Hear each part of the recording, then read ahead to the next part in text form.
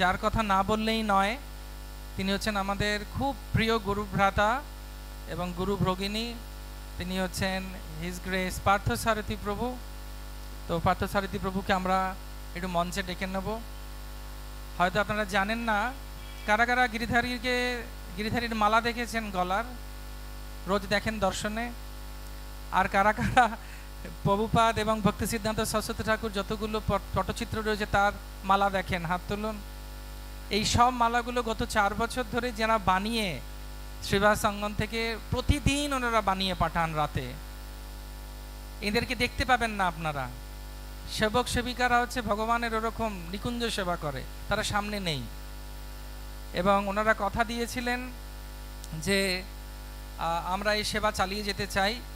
প্রভু দীর্ঘায়ু হন, সুস্থ থাকুন।